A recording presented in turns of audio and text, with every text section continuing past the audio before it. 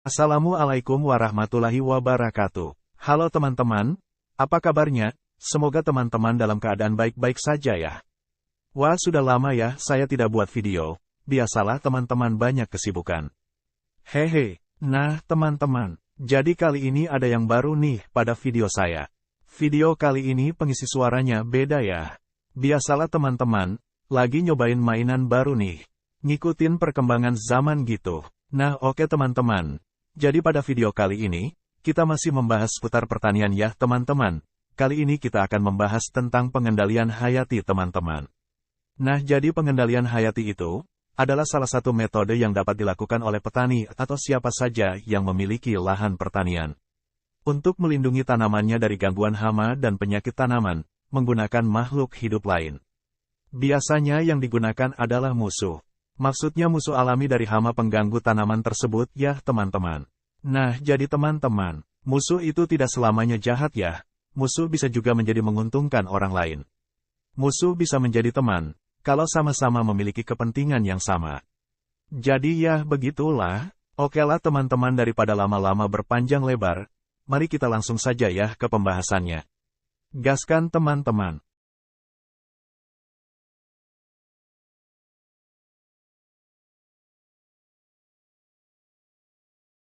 Nah jadi apa itu pengendalian hayati teman-teman? Pengendalian hayati merupakan usaha pengendalian terhadap populasi hama dan penyakit tanaman dengan menggunakan musuh alami seperti pemangsa, predator, dan patogen. Pengendalian hayati dalam arti luas yaitu setiap cara pengendalian penyebab penyakit atau pengurangan jumlah, pengaruh patogen yang berhubungan dengan mekanisme kehidupan organisme lain selain manusia. Nah, seperti yang saya katakan tadi ya di awal teman-teman. Bahwa pengendalian hayati ini adalah satu metode pengendalian hama tanpa menggunakan bahan-bahan kimia seperti pestisida ya teman-teman. Pengendalian hama penyakit menggunakan makhluk hidup lain. Terus apa saja kelebihan dari metode pengendalian hayati ini teman-teman? Kelebihan yang pertama adalah bersifat aman karena tidak menyebabkan pencemaran terhadap lingkungan maupun keracunan terhadap manusia dan hewan. 2. Tidak menimbulkan resistensi terhadap hama. 3. Musuh alami bekerja selektif terhadap mangsa atau inangnya. 4. Lebih murah dan dapat bersifat permanen dalam jangka panjang. Adapun kekurangan dari metode ini yaitu 1. Hasilnya sulit diramalkan dalam waktu yang singkat. 2. Diperlukan biaya yang cukup besar pada tahap awal, baik untuk penelitian maupun untuk pengadaan sarana dan prasarana. 3. Pembiakan di laboratorium kadang-kadang menghadapi kendala karena musuh alami menghendaki kondisi lingkungan yang khusus. 4. Teknik aplikasi di lapangan belum banyak dikuasai. Sekarang kita masuk pada ciri-ciri musuh alami yang efektif. Musuh alami yang efektif memiliki ciri-ciri seperti 1. Mempunyai daya cari yang tinggi. High searching capacity. Sifat ini merupakan kemampuan untuk menentukan inangnya bila mana inangnya berada pada populasi yang rendah. 2. Inangnya spesifik. Tingginya kekhususan inang ini menggambarkan adaptasi biofisiologi parasitoid yang baik, sehingga kurang tergantung pada perubahan populasi inangnya. 3. Mempunyai potensi laju peningkatan yang tinggi. Sifat ini penting terutama apabila musuh alami hidup pada lingkungan yang bervariasi. 4. Kemampuan musuh alami untuk menempati dan hidup dengan baik pada semua niche inang. 5. Musuh alami harus dapat dibiakkan dalam kondisi laboratoris. Sifat tersebut terutama untuk memudahkan memproduksi musuh alami dalam program kolonisasi dan penyebaran musuh alami ke lapang.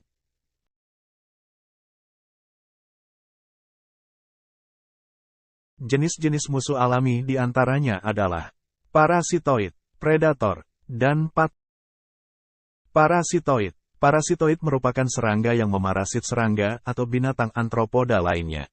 Bersifat parasit pada fase pradewasa, sedangkan dewasanya hidup bebas dan tidak terikat pada inangnya. Parasitoid hidup menumpang di luar, atau di dalam tubuh inangnya, dengan cara menghisap cairan tubuh inangnya guna memenuhi kebutuhan hidupnya. Parasitoid menyebabkan kematian pada inangnya secara perlahan-lahan, dan parasitoid dapat menyerang setiap fase hidup serangga meskipun serangga dewasa jarang terparasit. Parasitoid menyedot energi dan memakan selagi inangnya masih hidup dan membunuh atau melumpuhkan inangnya untuk kepentingan keturunannya. Contoh parasitoid. 1. Parasitoid telur. Parasit yang menyerang inang pada fase telur dan bersifat endoparasit. Contohnya yaitu Anagrus spp, Gonatocerus spp, dan Oligosita spp, memarasit telur hama orang coklat pada padi. Menurut Dewi Laksmi Prita, Prof. Dr. Ir. Edi Mahrub, MSc, dalam sebuah tesis yang berjudul Potensi Parasitoid Telur Worang Batang Padi Coklat Nila Parvata Lugens di Sleman, Yogyakarta, menyatakan bahwa Oligosita naias lebih berpotensi sebagai agens pengendali hayati dibandingkan dengan A. optabilis. 2.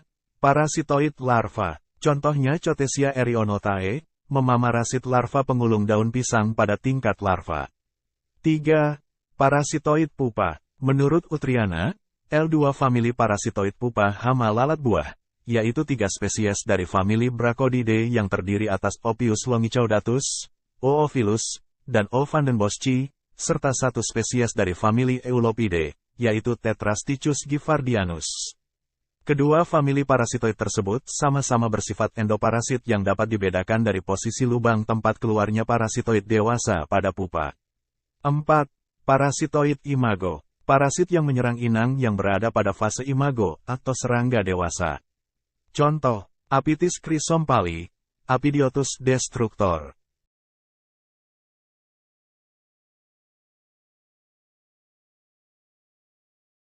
Golongan musuh alami yang kedua yaitu golongan predator. Predator merupakan organisme yang hidup bebas dengan memakan, membunuh atau memangsa atau serangga lain. Ciri-ciri predator yaitu dapat memangsa semua tingkat perkembangan mangsanya, telur, larva, nimfa, pupa dan imago, membunuh dengan cara memakan atau menghisap mangsanya dengan cepat. Memerlukan dan memakan banyak mangsa selama hidupnya. Membunuh mangsanya untuk dirinya sendiri. Kebanyakan predator bersifat karnivor memiliki ukuran tubuh lebih besar daripada mangsanya. Dari segi perilaku makannya, ada yang mengunyak semua bagian tubuh mangsanya, ada menusuk mangsanya dengan mulutnya yang berbentuk seperti jarum dan menghisap cairan tubuh mangsanya, ada yang monofag, oligofag, dan polifag. Menurut Jumar, 2000, hampir semua ordo serangga memiliki jenis yang menjadi predator. Tetapi selama ini ada beberapa ordo yang anggotanya merupakan predator yang digunakan dalam pengendalian hayati. Ordo-ordo tersebut adalah 1. Coleoptera, misalnya Colpodes rupitarsis dan C. saphirinus, famili Carabidae, sebagai predator ulat penggulung daun Palagium sep. Harmonia octamaculata, famili Cochnilidae, sebagai predator kutu Jassidae dan Apididae. 2. Orthoptera, misalnya Conocephalus longipenis, famili Tetigonidae, sebagai predator dari telur dan larva pengerek batang padi dan walang sangit. 3. Diptera, misalkan Pilodicus javanicus dan Omatius conopsoides, famili Asilidae, sebagai predator serangga lain. Cirrus cerarius, famili Syrphidae, sebagai predator berbagai jenis aphids. 4. Neuroptera, misalnya Chrysophas sep, famili Chrysophidae, sebagai predator berbagai hama aphids sep. 5. Hymenoptera, misalnya Oecopilas smaragdina, famili Formasidae, sebagai predator hama tanaman jeruk.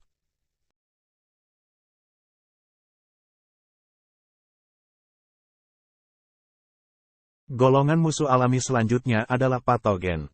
Golongan mikroorganisme atau jasad renik yang menyebabkan serangga sakit dan akhirnya mati.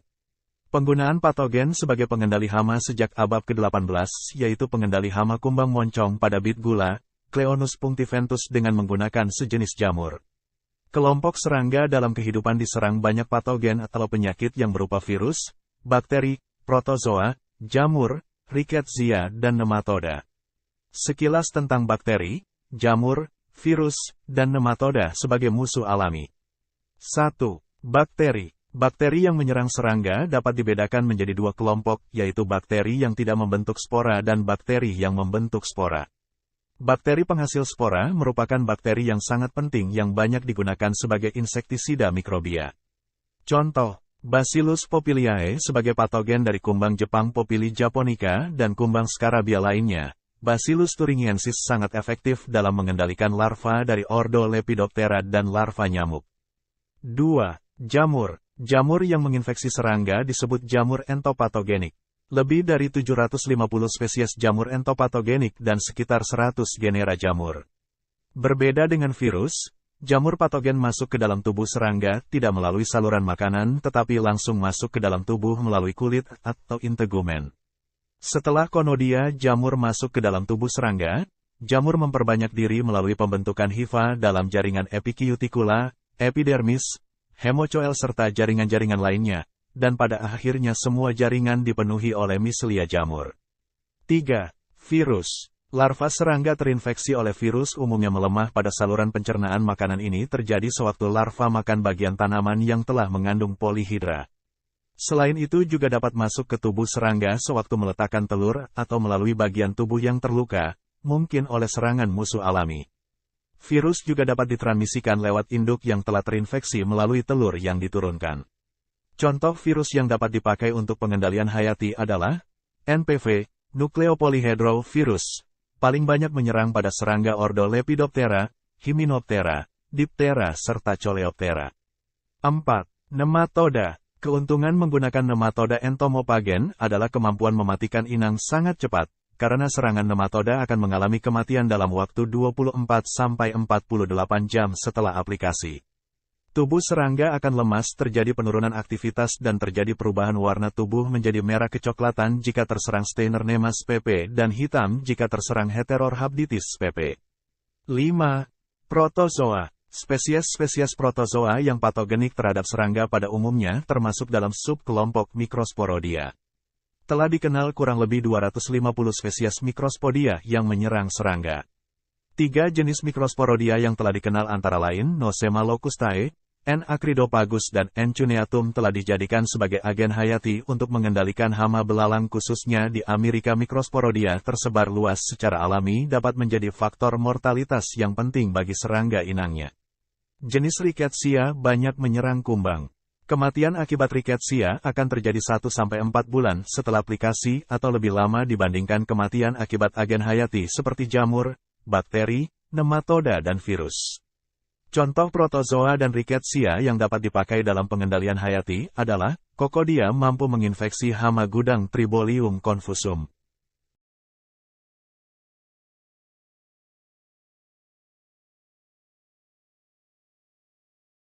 Oke, sekian dulu video saya kali ini. Saya mohon maaf jika ada salah-salah kata. Jika ada kekeliruan atau pertanyaan silahkan dikomen di kolom komentar. Share ke teman-teman kalian jika video ini dirasa bermanfaat, dan jangan lupa dukung terus channel AR Kreatif dengan cara mensubscribe channel YouTube AR Kreatif ini. Sampai jumpa di video-video saya yang lain, see you.